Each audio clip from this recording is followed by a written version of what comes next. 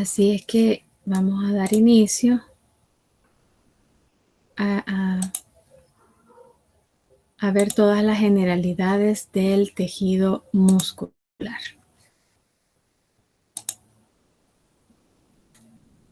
Muy bien. Perdón que me había movido en la presentación.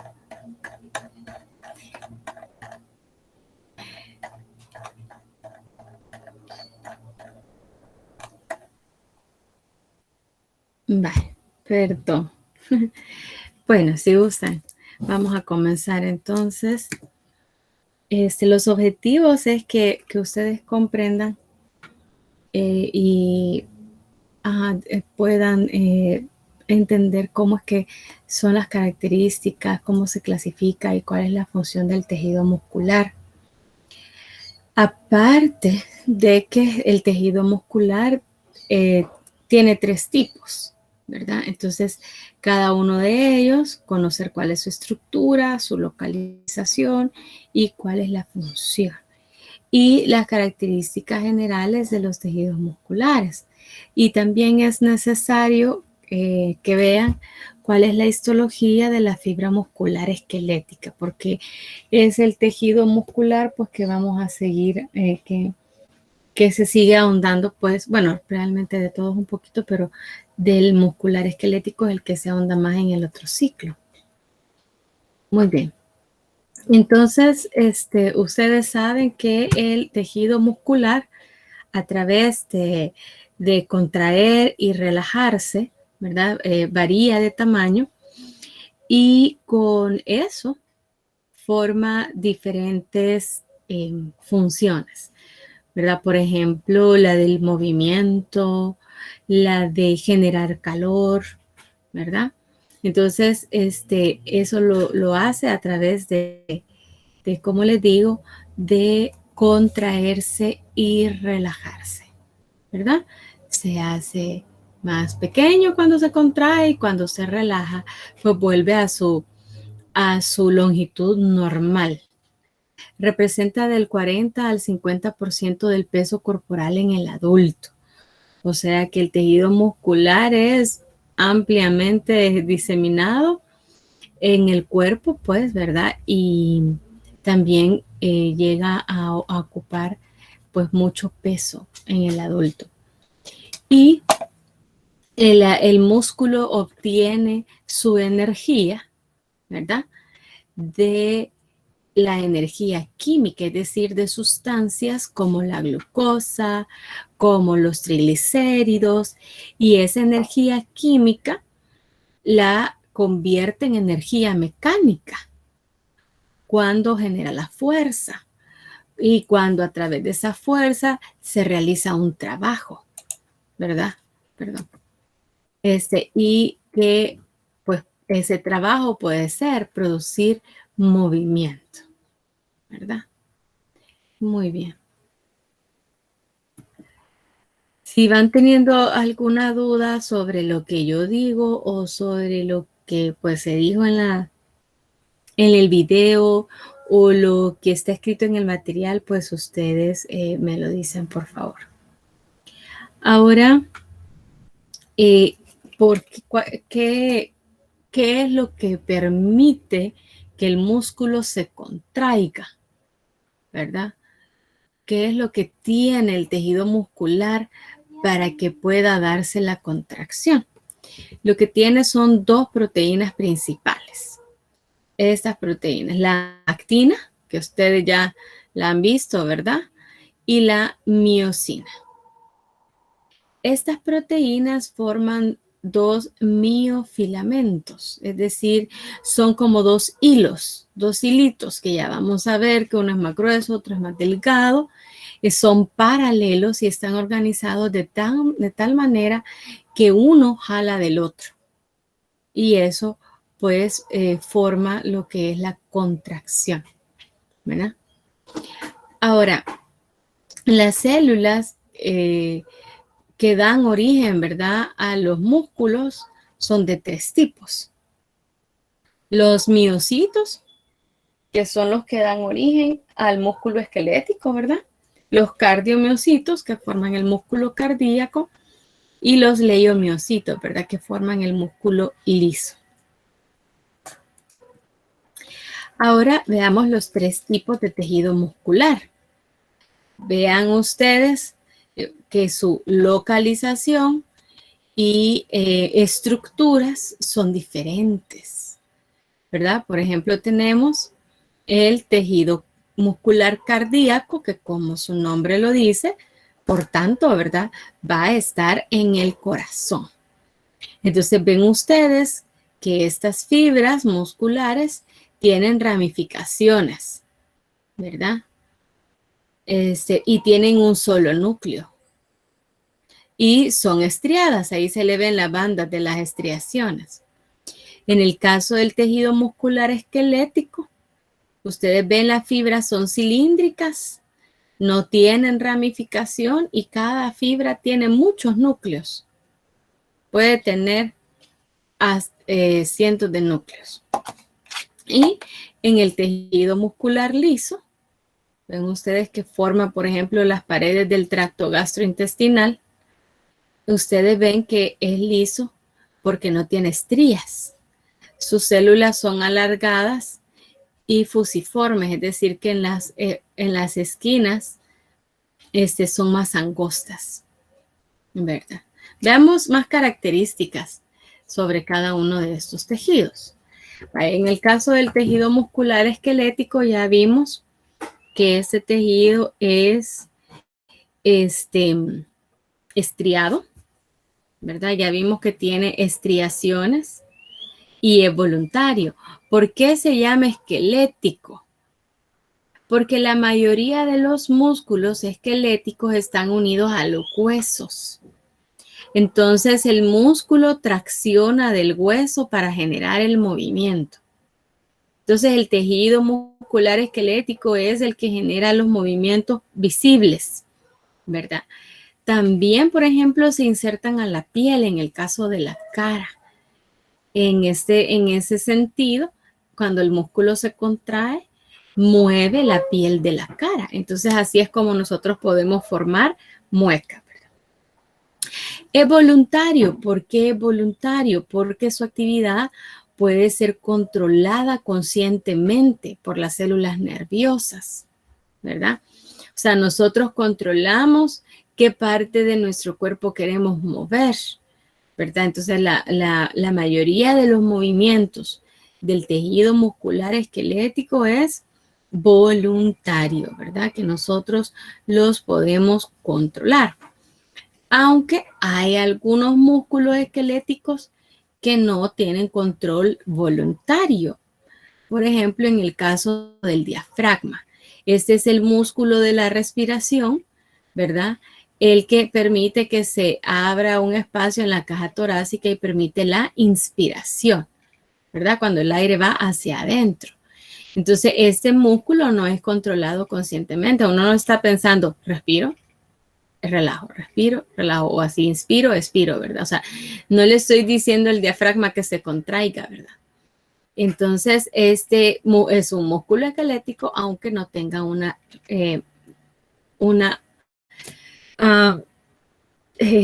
control consciente, aunque nosotros conscientemente sí podemos cambiar el ritmo de la respiración, ¿verdad? También otra característica, ¿verdad? Es que las células son largas, multinucleadas y los núcleos están en la periferia, ¿verdad? Están hacia los lados o a los bordes de las células. Ustedes pueden ver la gran cantidad de tejido muscular que tiene nuestro cuerpo, ¿verdad? También este tipo muscular está en la lengua, la faringe y el segmento superior del esófago. Por eso es que nosotros podemos hablar, si queremos tragamos, si no queremos no tragamos, ¿verdad? Porque la lengua la podemos controlar de manera consciente, ¿verdad?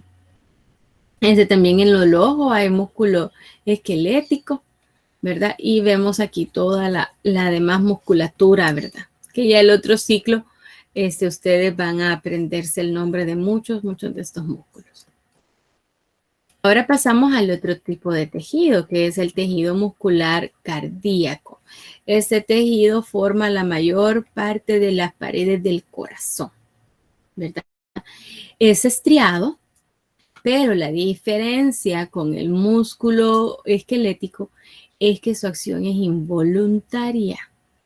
No tiene control consciente, ¿verdad? Es involuntaria. Aparte de eso, el corazón tiene un marcapasos, es decir, tiene una porcioncita que dirige el ritmo en el que el corazón se debe de contraer. Entonces, el marcapasos inicia cada contracción. Entonces, como él dentro de sí mismo, ¿verdad? Puede generar ese control de cada cuánto se va a contraer. Eso se llama automatismo, ¿verdad? Automatismo. El ritmo interno del corazón. Que ese ritmo sí puede ser alterado. Por ejemplo, por algunas hormonas, como la adrenalina, ¿verdad? Cuando nosotros estamos haciendo ejercicio o estamos corriendo porque viene la lluvia o empezamos a correr porque un perrito nos asustó, de repente cuando ya nos paramos, ¿verdad? Empezamos a ser conscientes de que nuestro corazón se va a salir del pecho. A veces hasta dice la gente, siento que el corazón se me va a salir, ¿verdad? De lo cansado que está. Entonces, en ese caso, cambió el ritmo del corazón, aumentó el ritmo del corazón. Entonces, eso es porque ese ritmo puede ser modificado por ciertas hormonas. Luego, aquí quizás solo para mencionar que recordemos, ¿verdad? Que estas células del tejido muscular cardíaco tienen ramificaciones, ¿verdad? Son como en Y y tienen un solo núcleo central.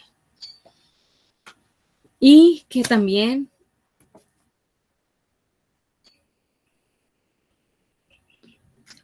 también como ya dijimos, es estriado.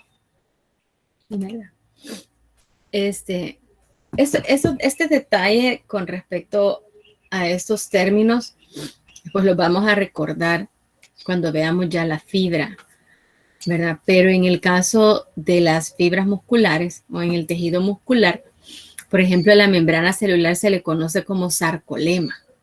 Esa es la membrana celular del tejido muscular. El citoplasma se le llama sarcoplasma. Y, por ejemplo, al retículo endoplásmico se le llama retículo sarcoplásmico o sarcoplasmático. Porque sarco viene de carne, ¿verdad? En relación al tejido muscular hace esa evidencia, ¿verdad? Entonces vamos a aprender a utilizar esos términos diferentes. Ahora veamos el otro tipo de tejido muscular, el tejido muscular liso. Este tejido, si ustedes, como pueden ver aquí, el tubo digestivo, ese tejido se encuentra en las paredes de todas las estructuras internas huecas. El estómago, el intestino delgado, el intestino grueso, bueno, el esófago. Esas son estructuras huecas. Los vasos sanguíneos son estructuras huecas. Las vías aéreas son estructuras huecas, ¿verdad? Los uréteres, que son los que van del riñón a la vejiga. La vejiga urinaria es una estructura hueca. Entonces, todos esos órganos tienen músculo liso, ¿verdad? Porque estos órganos tienen que en su momento contraerse y relajarse, ¿verdad? Y a veces a un ritmo también, a un ritmo determinado. También el tejido muscular liso está en la piel, unido a los folículos pilosos. Ahora, ¿por qué se le llama liso? Porque este tejido no es estriado. O sea, este tejido no es estriado. También este tejido es controlado inconscientemente, es involuntario, ¿verdad? Hay una parte del sistema nervioso que controla el movimiento, ¿verdad? De estos órganos, ¿verdad? Por ejemplo, el tracto gastrointestinal, este empieza a activarse. Bueno, el cuerpo detecta la hora, ¿verdad? Ustedes saben que nuestro cuerpo tiene ciclo, ¿verdad? Entonces, él sabe la hora a la que ya es hora de comer. Entonces, si nosotros no comemos, a veces sentimos que por ejemplo, dice, te suena la tripita, ¿verdad? Es porque el estómago ya se está contrayendo. A pesar de que uno no ha comido, el estómago ya está contrayéndose por el control involuntario que tiene, ¿verdad? Por eso es muy importante siempre comer a la misma hora, ¿verdad? Porque eso ayuda mucho a la buena digestión. Los músculos, el músculo liso, perdón, puede ser controlado por hormonas liberadas de glándulas endócrinas y por el sistema nervioso, ¿verdad? Y también muchas veces este tejido tiene automatismo, porque, por ejemplo, cuando comemos, el estómago, el intestino delgado y el intestino grueso generan movimientos controlados, ordenados hacia una dirección cada cierto tiempo. Entonces, eso forman un ritmo, ¿verdad? Y una contracción ordenada. Las características de la célula, aquí pueden ver ustedes el estómago, las diferentes capas de músculo liso que tiene, ¿verdad? Las células son fusiformes, eso quiere decir que son anchas en el centro y ahusadas o más delgadas a los extremos. Solo tienen un núcleo y su control es involuntario, ¿verdad? Ya lo demás ya lo explicamos. Pasamos ahora, después vamos a ver un poquito más sobre la histología de las fibras musculares. Pasemos ahora a las funciones del tejido muscular. La primera función, pues, es, como de la cual ya hemos hablado, ¿verdad? Es la contracción o la producción de movimientos corporales, ¿verdad? Como ya dijimos, los músculos están unidos a los huesos, ¿verdad? Y cuando el músculo se contrae, entonces eso hace que el hueso se mueva, ¿verdad? Junto con el músculo, entonces eso ya nos genera el movimiento. También es importante que en medio del músculo y el hueso están las articulaciones, ¿verdad? Esas son también las que nos permiten, pues, que nos movamos. Entonces hay músculos que, por ejemplo, que están aquí en el muslo, que hacen mover la pierna y lo hacen a través de la articulación de la rodilla, ¿verdad? Entonces, los tres aspectos, articulación, hueso y músculo, son esenciales para la generación del movimiento, ¿verdad? Ahora, la otra función es la estabilización de posiciones corporales. Los músculos de la postura están contrayéndose continuamente durante la vigilia, ¿verdad? Durante el día, los músculos esqueléticos están contrayéndose, estabilizan las articulaciones y podemos mantenernos en una posición, ¿verdad? Nosotros nosotros no lo controlamos conscientemente, ¿verdad? Pero cuando estamos despiertos, nuestra cabeza siempre está sobre nuestro tronco, ¿verdad? Está recta. No hay flexión ni para adelante ni hacia atrás, ¿verdad? Igual nosotros cuando estamos sentados podemos mantener nuestra espalda recta, ¿verdad? Si alguien se duerme, mientras ustedes están escuchando esta clase y se duermen, pues se despiertan porque el cuerpo se va para adelante o se va para atrás. Porque al dormirse el músculo pierde ese tono, ¿verdad? Esa contracción. También cuando una persona duerme, ustedes pueden ver que la cabeza toda torcida, ¿verdad? Porque los músculos no están estabilizando la cabeza en ese momento, ¿verdad? Entonces, así Para estar sentados, los músculos de la pierna están siempre contrayéndose, siempre para mantener una posición. E igual para cuando estamos parados.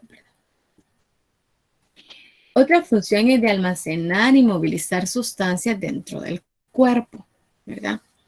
Ellos, primero, almacenan sustancias, que es porque hay lugares del cuerpo donde hay bandas anulares, bandas en forma de anillo, ¿verdad? Que se llaman esfínteres. Entonces, eso impide la salida del contenido de un órgano hueco. Entonces, aquí, por ejemplo, tenemos la vejiga que almacena la orina y aquí tenemos un esfínter muscular.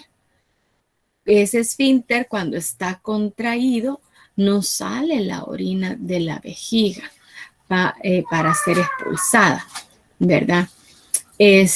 Cuando ya nuestra vejiga está llena, entonces el mismo sistema empieza a dar la alarma de que ya tenemos que ir al baño. Entonces ya cuando podemos controlar nuestro esfínter, ¿verdad? Esperamos a ir al baño para orinar, ¿verdad? Pasa lo mismo con la defecación, ¿verdad? Y también, por ejemplo, hay esfínteres del esófago al estómago, del estómago al intestino, que regulan el paso de esas sustancias, ¿verdad? Entonces, luego dice que ayuda a movilizar sustancias dentro del cuerpo. Entonces, cuando se contrae y se relaja el músculo liso, por ejemplo, de las paredes de los vasos sanguíneos, ajusta el diámetro del vaso sanguíneo. Entonces, con eso está regulando la velocidad del flujo sanguíneo hacia los distintos órganos, ¿verdad? También, para expulsar la bilis hacia el intestino, el conducto que lleva a la bilis al intestino tiene músculo liso. La vesícula biliar tiene músculo liso, entonces cuando ella se contrae, se libera una gran cantidad de bilis hacia el intestino, ¿verdad? Entonces, el órgano liso, el músculo liso, ¿verdad? Se encarga de realizar estas funciones. Ahora vamos a la otra función, que es la generación de calor. Y es que cuando el tejido muscular se contrae, genera calor, ¿verdad? Es un proceso conocido como termogénesis. Acuérdense que en todo cambio de energía, esto conlleva una pérdida de calor. Y acordémonos que el músculo cambia, ¿verdad? Energía química por energía mecánica. Entonces, al hacer ese cambio, se libera calor. Ahora, ustedes ya han sentido lo que son los escalofríos, ¿verdad? Así es que espero con el escalofrío lo que sucede es que es una contracción de todos los músculos del cuerpo para generar calor. A veces el escalofrío ustedes lo sienten cuando de repente están en un lugar donde hay viento, ¿verdad? Entonces ese escalofrío es por eso, ¿verdad? Es una contracción simultánea de todos los músculos del cuerpo para generar calor. Ahora vamos a las propiedades. Una son funciones, es decir, qué es lo que logra el músculo esquelético, ¿verdad? Ahora, estas son las propiedades, ¿verdad? Las propiedades. En este caso, la primera propiedad es la de excitabilidad eléctrica. La excitabilidad eléctrica es la capacidad de responder a ciertos estímulos generando señales eléctricas denominadas potenciales de acción o impulsos. O sea que el músculo puede ser excitable o es excitable, ¿verdad? Entonces, cuando el músculo recibe la señal, él puede producir una señal que recorre todo el tejido, ¿verdad? Esa señal que forma el músculo se llama potencial de acción. Y este potencial de acción es el que genera, es el que va a disparar el proceso de contracción, ¿verdad? Entonces, en el mismo tejido se forman señales eléctricas autorrítmicas, ¿verdad? Así como en el marcapasos cardíaco. Lo único que en el caso del tejido muscular esquelético, por ejemplo, él debe de recibir un estímulo para producir la señal eléctrica. En el caso del corazón, él genera el estímulo constantemente, ¿verdad? Entonces puede ser que el estímulo que reciba el músculo sea de los nervios, que son señales eléctricas, ¿verdad? O puede ser que ese estímulo sea químico, como los neurotransmisores que liberan las neuronas o las hormonas. O sea, son sustancias que llegan al músculo y que van a generar ese estímulo, esa señal eléctrica o el potencial de acción muscular. Entonces, como para aclarar, ¿verdad? El tejido muscular tiene la propiedad de excitabilidad eléctrica. ¿Eso qué quiere decir? Que responde a ciertos estímulos generando señales eléctricas que se llaman potenciales de acción. Estas potenciales de acción muscular van a surgir de dos señales. Una señal es la eléctrica, que es, por ejemplo, en el marcapasos del corazón, y otra señal es química, que son neurotransmisores, hormonas, cambios de pH, etc. Entonces, estas señales pueden hacer que el tejido muscular genere potenciales de acción. Y estos potenciales de acción son los que van a generar luego la contracción muscular. La otra propiedad es la contractilidad. Esa propiedad quiere decir que es la capacidad del tejido muscular de contraerse enérgicamente cuando es estimulado por un potencial de acción, ¿verdad? En algunas ocasiones, las contracciones solo generan tensión o fuerza, pero no se cortan, ¿verdad? Por ejemplo, aquí en este caso de la niña, prácticamente si nosotros sostenemos un libro con nuestros brazos estirados hacia adelante, ahí no hay acortamiento del músculo, pero sí hay fuerza, hay tensión, porque se está deteniendo algo, ¿verdad? Ahora, en el otro tipo de contracción es cuando el objeto llega a movilizarse por contracción de los músculos, ¿verdad? La otra propiedad del músculo es la extensibilidad. ¿Eso qué quiere decir? Que el tejido muscular se puede estirar dentro de ciertos límites sin ser dañado, ¿verdad? Entonces va a poder estirarse. Y por ejemplo, ustedes saben que antes de iniciar un ejercicio hay que hacer estiramientos de calentamiento, ¿verdad? Para que ese estiramiento va a permitir que el músculo esté como adecuado, ¿verdad? Para el ejercicio. Claro que es hasta un límite, ¿verdad? Ya que ya vamos a ver también que el tejido conectivo que rodea los músculos, pues lo mantienen dentro de ciertas distancias, ¿verdad? La otra propiedad del tejido muscular es la elasticidad.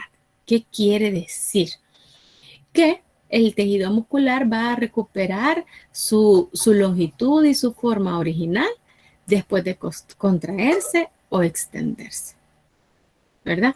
O sea que después que lo contraemos, el músculo cuando se relaja vuelve a su posición normal, a su forma normal, a su tamaño normal.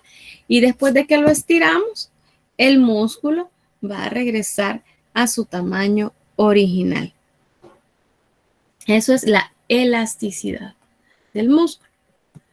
Ahora veamos un poquito más los componentes del tejido muscular esquelético. Primero, ¿verdad? Que cada uno de los músculos esqueléticos está compuesto por cientos o miles de células y forman un órgano independiente. O sea, aquí estamos viendo un músculo, cada uno de ellos es un órgano, ¿verdad? Las fibras que componen el músculo esquelético se llaman fibras musculares y tienen una forma elongada. Son células largas y cilíndricas en el caso del tejido muscular esquelético. Ahora, si ustedes ven alrededor de estas fibras, hay ciertos tejidos como blanquecinos. Ese tejido es tejido conectivo, ¿verdad? El tejido conectivo es a través del cual van a pasar los vasos linfáticos, la sangre, ¿verdad? Los vasos sanguíneos, van a pasar los nervios y van a estar rodeando las fibras musculares. Ahora, ¿cómo se forma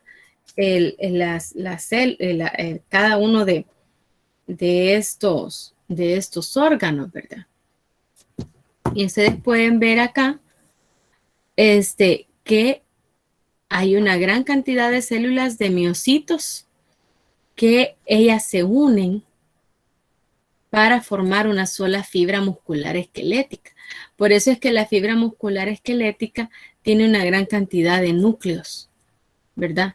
Porque los miocitos son muchos miocitos los que se unen para formar una sola fibra, ¿verdad? Y ustedes pueden ver que justo los núcleos están en los bordes, están justo debajo del sarcolema, acuérdense que es la membrana plasmática. Y ustedes pueden ver aquí en esta fibra que en el interior, esta fibra muscular también tiene estos pequeños tubulitos. Esos son las proteínas de la actina y la miosina, ¿verdad? Que se organizan dentro de la fibra y que forman estas estriaciones, ¿verdad? Estas banditas que ustedes ven, claro, oscuro, son esas estriaciones. Los componentes del tejido conectivo que rodean a los músculos, bueno, primero tenemos que la capa subcutánea o hipodermis separa el músculo de la piel, ¿verdad? Entonces aquí tenemos el músculo, el tejido muscular, aquí está la hipodermis intermedia y aquí ya tenemos pues la piel, ¿verdad? Es tejido conectivo areolar y tejido adiposo. Y es la vía de entrada de los nervios y de los vasos sanguíneos y linfáticos. Ustedes aquí pueden ver que la hipodermis está altamente irrigada e inervada, entonces a través de ella llega al músculo, ¿verdad? Luego dice que hay tejido adiposo también. Ahora, hay una fascia o venda, dice, que es una lámina densa o una banda ancha de tejido conectivo irregular que reviste la pared del cuerpo y los miembros y también sostiene y rodea los músculos y otros órganos. Entonces, ustedes pueden ver, aquí hay una capa blanquecina que rodea a los músculos, ¿verdad? Entonces,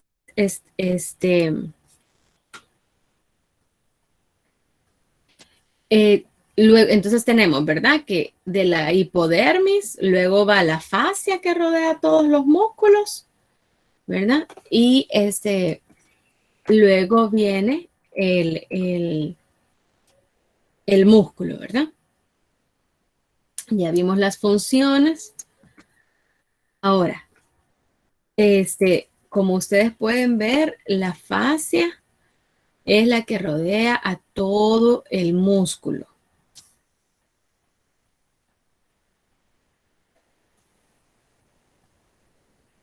Ahora, abajo de ella hay otras capas de tejido conectivo que se extienden desde la fascia, que rodean y protegen el músculo esquelético, ¿verdad? Y estas capas tienen nombre también. Entonces, la capa más externa que rodea a todo el músculo se llama epimicio. Es este que está acá. Esta capa de tejido conectivo, ¿verdad? Es tejido conectivo denso y regular y rodea a todo el músculo. El epimicio. Es la capa más externa, ¿verdad? Va a rodear a todo el músculo. La segunda capa más interna, que también es tejido conectivo denso y regular, este va a rodear a grupos de fibras, grupos de 10 a 100 o más fibras musculares. Entonces las fibras están separadas en haces que se llaman fascículos. Entonces cada uno de estos son grupos de haces, son grupos o haces, perdón, de fibras, ¿verdad? Entonces aquí se ha sacado un fascículo muscular. Es un grupo de fibras. Aquí pueden haber, como ya dijimos, de 10 a 100 fibras. Entonces, lo que rodea a cada fascículo se llama perimicio. Perimicio, así se llama. Lo que rodea a cada fascículo, ¿verdad? Y es interesante que esta organización pues va a depender de la función muscular, ¿verdad? Ok. Ahora, la siguiente capa, que es la más interna, ¿verdad? En el interior de cada fascículo hay una capa de tejido conectivo que va a separar las fibras individuales entre sí. O sea, va a estar dentro, alrededor de cada fibra, adentro del fascículo. Y este se llama endomicio. Endomicio, ¿verdad? Es la capa de tejido conectivo, dice que su mayor parte consiste de fibras reticulares. Se llama endomicio. Entonces, la más externa que rodea a todo el músculo es epimicio. Internamente, la que rodea a cada fascículo, que son grupos de fibras, se llama perimicio. Y la capa que rodea a cada fibra individualmente dentro del fascículo se llama endomicio. Ahora, estas tres capas se extienden más allá del músculo, salen del músculo y forman el tendón, ¿verdad? Que ya es una cuerda plana, ancha, que une el músculo al hueso, es con el cual el músculo se inserta al hueso.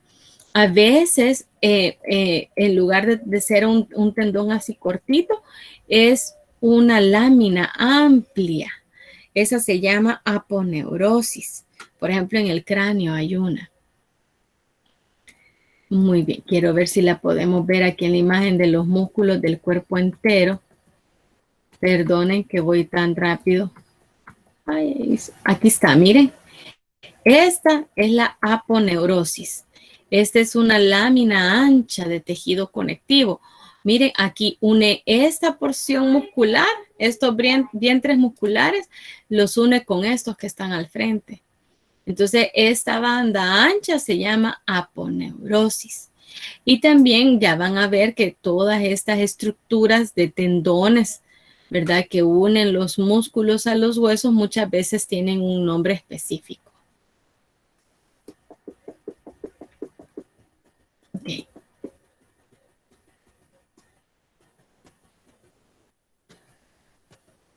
Ya después vamos a ver cada fibra, ¿verdad? En el caso del tejido muscular cardíaco, este tiene endomicio y perimicio, pero no tiene epimicio, ¿verdad? Porque pues el músculo, todo el corazón no puede estar rodeado del perimicio, del epimicio, perdón.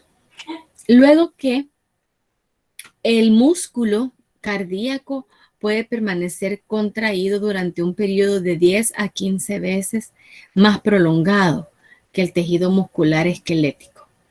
Recuerden, si ustedes miran aquí, la fibra tiene las estriaciones, ahí se le ven las rayitas.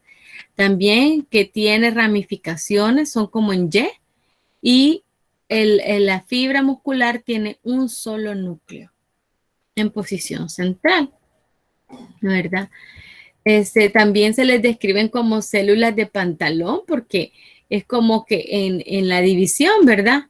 Ahí se ven como que son las dos piernitas. Aquí está el núcleo de la célula y aquí está la división, las dos piernitas. Entonces es como que si fuera un pantalón. El núcleo es oval y central, ¿verdad? Y tiene siempre las estriaciones. Acuérdense que el tejido muscular cardíaco tiene un ritmo propio, ¿verdad? Un ritmo propio. Entonces, por eso es autorrítmica. Y puede, en condición normal y de reposo, pues el corazón se contrae unas 75 veces por minuto, a quienes ya les contaron los latidos por minuto, ¿verdad? El músculo cardíaco depende, como es un músculo que nunca deja de estar activo, entonces él no puede almacenar energía prácticamente, ¿verdad? Entonces él va a utilizar la mayor fuente de energía, que son las mitocondrias, que en ellas se da la respiración celular aeróbica y requiere constantemente de oxígeno, ¿verdad? Entonces, también puede usar el ácido láctico que producen las fibras del músculo esquelético para sintetizar ATP. El músculo lo produce, este ácido láctico, el músculo esquelético lo produce cuando él está en actividad, no cuando está en reposo. Entonces, al estar en actividad, pues el corazón va a ser beneficiado porque aparte de los nutrientes que pueden venir de la sangre, pues aparte de la glucosa, pues también va a estar el ácido láctico. Ahora, el tejido muscular liso, se encuentra, como ya dijimos, en las paredes de los vasos sanguíneos y de muchas vísceras internas. Y ya dijimos que son órganos huecos. Aquí tenemos el intestino grueso y el intestino delgado. Son dos órganos huecos, pero ya hablamos de la vejiga, de los uréteres, ¿verdad? Aparte del tracto gastrointestinal. También las trompas de falopio, el útero, eso es lo que tienen, son músculo liso. Ahora, la contracción por ejemplo, en el tracto gastrointestinal, la contracción hace, ¿verdad? Que lo que nosotros masticamos en la boca sea mezclado en el estómago, sea degradado en el estómago, sea degradado en el intestino, se absorben las sustancias y va caminando hasta que es lo que no se utiliza, pues llega a ser defecado. El músculo liso, pues ya dijimos que sus células son fusiformes, aunque aquí casi no se nota mucho, ¿verdad?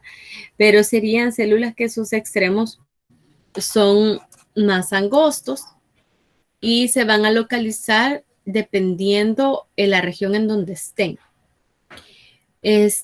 Cada fibra tiene un único núcleo central y no tiene estriaciones. Por eso es músculo liso, ¿verdad? No tiene estriaciones. El núcleo es el alargado en sentido longitudinal de la fibra y cuando se contrae, el núcleo tiene la capacidad de como acolocharse, adquiere una forma de sacacorcho, ¿verdad? Cuando la fibra se contrae.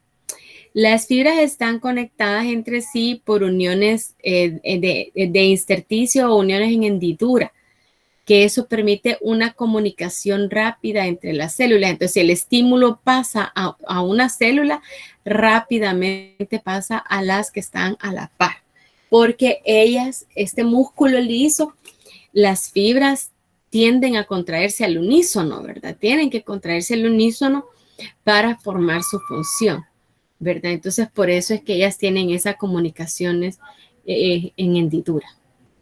Aquí vemos una fibra muscular lisa, es lo que yo les digo, ¿verdad? Más ancha en el centro, más angosta en los extremos. Ustedes pueden ver aquí la fibra está relajada. Aquí vemos las proteínas de la contracción, que son la actina y la miosina, ¿verdad? Y aquí vemos cuando la fibra se ha contraído. Y vemos el núcleo que está en forma de sacacorcho, ¿verdad? Porque como la fibra se contrajo, pues el núcleo también cambia su forma. Entonces, las fibras del músculo liso no tienen estriaciones por la forma en la que están dispuestas las proteínas. No quiere decir que no tenga las proteínas de la contracción, porque esas siempre las va a tener. Y hay dos tipos de tejido liso muscular, que son los de unidad única, que serían esas una sola unidad, y los de unidades múltiples, ¿verdad? Que ahí dependiendo de la función del tejido. Y ven siempre las células ausadas con el núcleo central, y esto de las unidades es la relación entre los nervios y las fibras, ¿verdad? Ahora, en el caso del tejido muscular liso de unidad única o visceral, las células se conectan entre sí por uniones en hendidura, ¿verdad? Entonces forman una red a través de la cual se propaga el potencial de acción. Entonces, si el neurotransmisor llega y estimula una fibra, entonces el potencial de acción rápido se va a transmitir a las vecinas. Entonces, este solo nervio, esta sola inervación que está aquí en una fibra, como estas son de una sola unidad, si el nervio estimula esta fibra, todas las fibras van a ser estimuladas, ¿verdad? Y eso ahí permite que el músculo liso pues tenga automatismo. Por ejemplo, el movimiento del estómago, que es el que va a hacer que el alimento se mezcle con el jugo gástrico. El alimento sólido, semisólido que nosotros comemos en el estómago se convierte en líquido. Entonces, son contracciones ordenadas, ¿verdad? Con las cuales pues se logra eso. Y el tejido muscular de unidades múltiples, son fibras individuales y cada una tiene su propia inervación. Y hay escasas uniones en hendidura porque, o sea, cada fibra llega a ser inervada individualmente, pues prácticamente, ¿verdad? Esto se da en las paredes de las grandes arterias, en las vías aéreas pulmonares. Aquí tenemos la tráquea, los bronquios, los bronquiolos, el músculo erector del pelo, el músculo del iris, los músculos que regulan el diámetro de la pupila, ¿verdad? Entonces, estos músculos sus fibras tienen inervación individual. Ok. Entonces, aquí tenemos un resumen de ya todo lo que hemos visto, ¿verdad? Muy bien. Ahora les voy a mostrar en otra presentación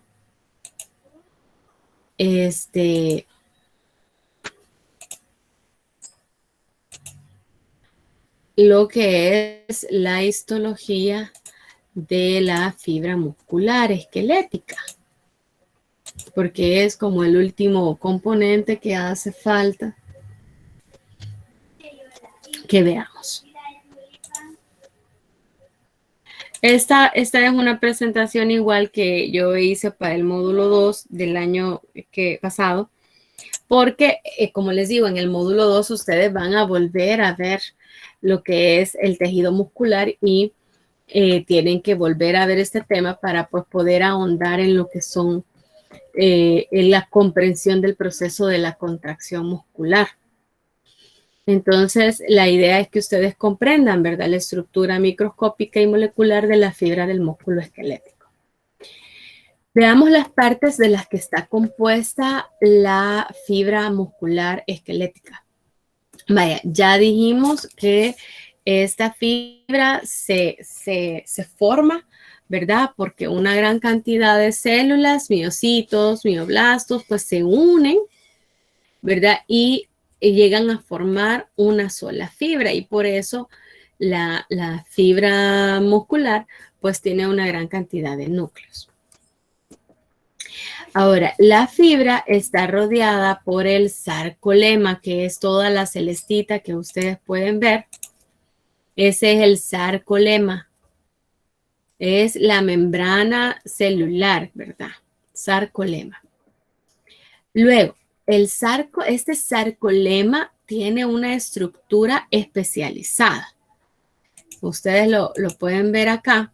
Miren, el sarcolema tiene una invaginación, es un tubito. Miren, aquí está la abertura del tubito y el tubito viene, atraviesa toda la fibra. Aquí hay otro tubito, aquí hay dos tubitos más. Aquí se pueden ver que hay otros tubitos aquí que vienen del sarcolema y atraviesan toda la fibra. Aquí hay un tubito que viene por toda la fibra. Ese tubito se llama túbulo transverso o túbulo T, ¿verdad? Así se llama, túbulo transverso o túbulo T. En el interior, ¿verdad?, de la fibra está el sarcoplasma, que es el citoplasma donde están suspendidos todas las organelas de la fibra. Ahora, las fibras musculares esqueléticas están formadas por miofibrillas. Entonces, ustedes pueden ver acá que en el esquema se nos diagrama que esto es una miofibrilla. Aquí hay otra miofibrilla, aquí hay otra miofibrilla, aquí hay otra, aquí hay otra. Aquí están, estas son miofibrillas. Las miofibrillas son los orgánulos contráctiles de la fibra, ¿verdad? Es los organitos, por así decirlo, o los organelos pequeñitos que van a generar toda la contracción de la fibra muscular. Luego, ustedes notan, hay una estructura amarilla que rodea a las miofibrillas. Este se llama retículo sarcoplásmico, ¿verdad? Que es todo este amarillito. Este retículo sarcoplásmico son bolsas, igual que el retículo endoplásmico, son sacos, pero la función de estos sacos en el tejido muscular es la de almacenar calcio, ¿verdad? Que pues eso lo van a ver más detallado cuando ya vean el proceso de contracción muscular. Ahora, el retículo sarcoplásmico junto con el túbulo T forman una estructura y es que el retículo sarcoplásmico a los lados del túbulo T tienen estos engrosamientos. Entonces, esos engrosamientos se llaman cisternas terminales. Entonces, las dos cisternas terminales junto con el túbulo T, o sea, son tres estructuras, forman una tríada, ¿verdad? Entonces, las cisternas terminales junto con el túbulo T forman una tríada. Esta estructura es muy importante al momento de generar la contracción muscular, ¿verdad?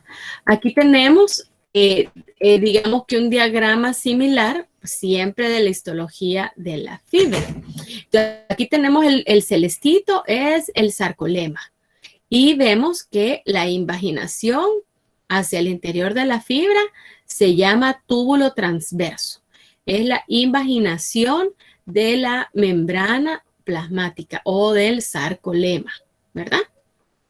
Que en el interior de la célula, el líquido, ¿verdad? La porción líquida se llama sarcoplasma, ¿verdad? Y vemos que la fibra está compuesta de miofibrillas. Estas miofibrillas son las encargadas de la contracción. Que las miofibrillas están rodeadas, ¿verdad?, de lo que es el retículo sarcoplasmático, que estas son las que almacenan calcio, que serían estas chibolitas moraditas, y que a los dos lados del túbulo T, el retículo sarcoplasmático forma cisternas. Entonces, las dos cisternas y el túbulo T forman una tríada. Ven ustedes acá que los núcleos están dispuestos en los bordes abajo de la membrana plasmática y hay otros orgánulos como las mitocondrias. La cantidad de mitocondrias de la fibra depende de cuánto, por así decirlo, se contrae ese músculo, ¿verdad? Entonces, los músculos que contraemos constantemente, esos van a tener una mayor cantidad de fibra, ¿verdad?, que los que pues pasan como más tiempo en reposo. Luego también la fibra en su citoplasma tiene mioglobina. Esta es una proteína similar a la hemoglobina de los glóbulos rojos y esta es encargada de almacenar oxígeno. O sea, cuando el músculo de repente entra en acción y empieza a necesitar energía, el oxígeno es liberado para que en la mitocondria se produzca ATP. Y también el músculo almacena gránulos de glucógeno. Acuérdense que el glucógeno es la forma de almacenamiento de la glucosa en nuestro cuerpo. Entonces, el glucógeno son cadenas de carbohidratos, ¿verdad? Y esas están en el músculo porque, ¿verdad? Pues lo necesita para sacar energía rápidamente. Ya ve que de repente estamos sentados y de repente podemos salir corriendo si hay un terremoto, ¿verdad? Entonces, nuestros músculos necesitan tener ese aporte rápido de energía. Esos son los componentes de una fibra muscular esquelética, ¿verdad? Ya hemos visto que los demás tienen los mismos componentes, pero están como organizados de diferentes maneras. Ahora, este es un videíto. Aquí estamos, este es un músculo, ¿verdad? Es una porción, digamos, de un músculo. Ven el sarcolema y ven las invaginaciones, ven los hoyitos de las invaginaciones, ¿verdad? Entonces, esos hoyitos, pues, son los que dan origen a lo que son los túbulos T. Ven ustedes el retículo sarcoplasmático que rodea las miofibrillas. Aquí quitaron las miofibrillas y nos queda el retículo sarcoplasmático y los túbulos T. Ahora, ustedes van a ver, ¿verdad?, que en el túbulo T, ese brillo que pasa por el túbulo T prácticamente es el potencial de acción y ese es cuando pasa el potencial de acción sobre el túbulo T. Miren, aquí está pasando el potencial de acción sobre el túbulo T. Entonces, lo que hace es que se abran las cisternas terminales, ¿verdad? Ya ese es parte del inicio del proceso de la contracción. Entonces, aquí vemos que en el túbulo T, miren, va pasando la luz. ¿Ven? Porque iba pasando el potencial de acción, esa señal eléctrica que dijimos. Y el retículo sarcoplasmático entonces empieza a abrir sus canales de calcio para que el calcio sea liberado. Entonces, eso es como para comprender la relación de la tríada, ¿verdad? Porque el potencial de acción, el estímulo pasa sobre el túbulo T y las cisternas terminales abren sus canales de calcio. Y ven ahí que esto se da por las uniones comunicantes, miren. Cabal, cuando pasa la luz en el túbulo T, esa pasa como la señal hacia la cisterna. Eso es lo que se ejemplifica con este video. Entonces, es el paso, como les digo, el paso previo para generar una contracción muscular.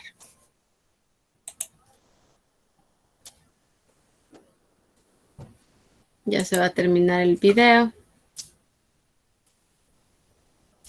No sé con qué tanta calidad lo hayan podido ver, pero espero que algo se haya comprendido. Entonces, ese es el retículo sarcoplásmico que rodea las fibras musculares. Perdón, que rodea las miofibrillas. ¿Ok? que son los pequeños organitos que están dentro de las fibras musculares, ¿verdad? Ahí ya están poniendo las miofibrillas, ¿verdad? Ya se está terminando el video. Ahora, es importante que ustedes empiecen como a relacionarse con los componentes de las miofibrillas, porque vaya, saben ustedes que las miofibrillas pues son filamentos o miofilamentos, organitos pequeños que son los que están compuestos por las proteínas de la contracción, ¿verdad? Entonces, estas proteínas que generan la contracción están organizados en compartimientos que se llaman sarcómeros. Aquí tenemos diagramado un sarcómero. Este compartimiento de acá es un sarcómero. Aquí vemos una proteína que es la proteína gruesa, ¿verdad? Esta rojita es el filamento grueso y tenemos esta proteína que es la delgadita, el filamento fino. Entonces, los filamentos o miofilamentos son los que forman la miofibrilla y están organizados en sarcómeros. ¿De dónde hacia dónde va un sarcómero? Un sarcómero va de un disco Z al otro disco Z. Vean ustedes que los discos Z pues son pues esta región aquí como de sí, pero sí que son como letras Z, ¿verdad? Entonces, estos discos Z limitan a cada uno de los sarcómeros. Entonces, los discos Z pues son una proteína, ¿verdad? Y son los que limitan los sarcómeros. Luego, en el sarcómero podemos ver bandas, ¿verdad? Bandas. Algunas son claras y otras son oscuras, ¿verdad? Entonces, en el caso de la banda A es la banda oscura y ancha en el centro del sarcómero, ¿verdad? Que sería toda la región que va, ¿verdad? Donde está el filamento grueso. Esa es la banda A. Ahora, a cada lado de la banda A, ustedes ven una región clara. Esa es la banda I. Entonces, la banda I son las regiones claras. Entonces, por eso ven que es estriado, ¿verdad? Oscuro, claro, oscuro, ¿verdad? Por eso es estriado. Entonces, en medio de la banda I pasa el disco Z, ¿verdad? En medio de la banda I pasa el disco Z. Luego tenemos la zona H. La zona H es el centro del sarcómero en donde no hay superposición de filamentos finos y gruesos. Esa es la zona H, ¿verdad? En donde solo hay filamentos gruesos. Y justo en el centro de esa zona H hay una línea M. Esta línea M, ¿verdad? Ayuda a unir los filamentos gruesos de uno con el otro, ¿verdad? Y prácticamente esas serían como las partes del sarcómero. Entonces, un sarcómero va, dijimos, de disco Z a disco Z. El centro del sarcómero, toda la zona oscura es la banda A. Las zonas claras de los extremos es la banda I. Y la zona H es la porción central donde no hay superposición de filamentos y la línea M es la zona central de todo el sarcómero en donde se unen todos los filamentos gruesos. Eso sería en relación a cómo se organizan. En el caso del sarcómero, este sarcómero es el que llega a acortarse. Llega a ser más corto, ¿verdad? O sea, cuando el músculo se contrae, el sarcómero puede que los discos Z lleguen a estar por aquí, digamos. Si está en su contracción máxima, el disco Z llega a este nivel. Entonces el sarcómero se contrae, todos los sarcómeros que están a la par se contraen y así se contraen todos los sarcómeros de las miofibrillas. Entonces así se forma la contracción. Y el último punto que vamos a ver son las proteínas musculares. Hay dos proteínas que son las que están encargadas de la contracción. Una es la miosina, que es el filamento grueso, ¿verdad? Esta es la proteína que tracciona de la otra, ¿verdad? Con estas cabecitas agarra a la otra proteína y la jala. Y la otra proteína de la contracción es la actina. La actina. Ahora, la actina es esta proteína amarillita que forma cadenas, que se ponen cadenas de doble hélice.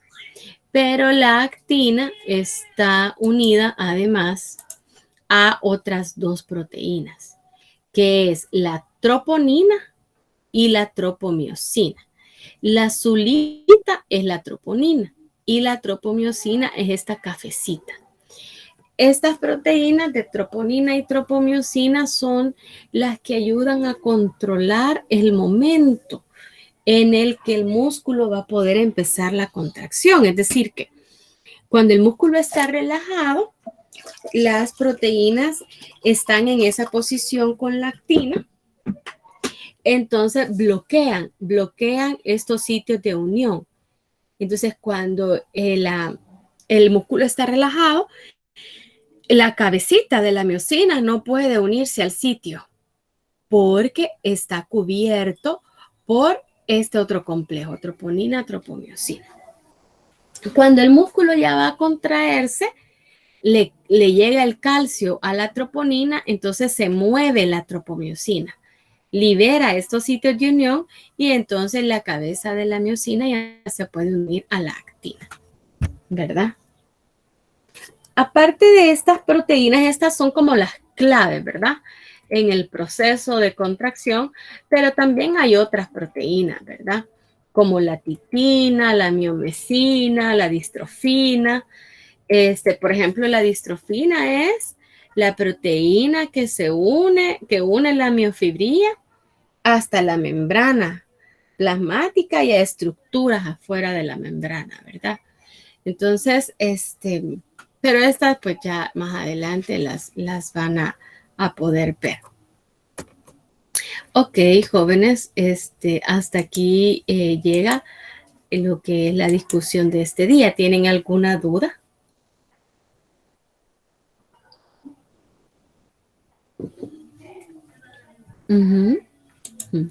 Lick, Sí, dígame.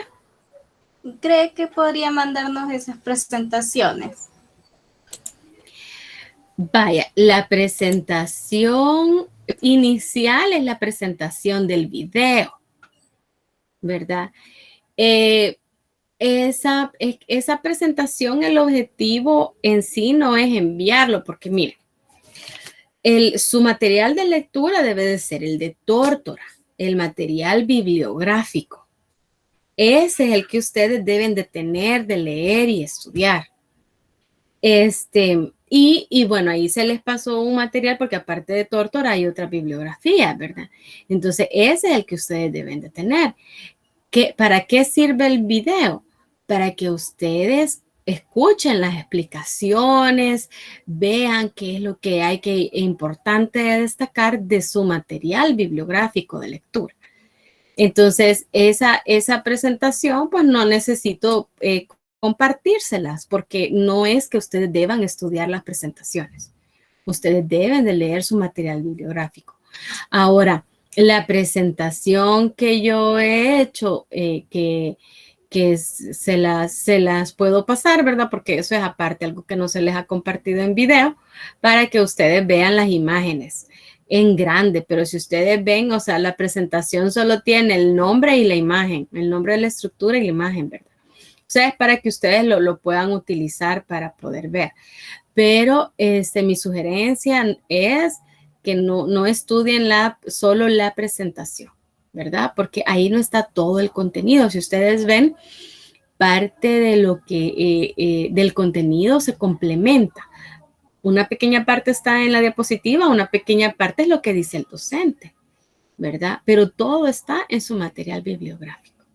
Entonces, pero sí yo les voy a compartir la mía.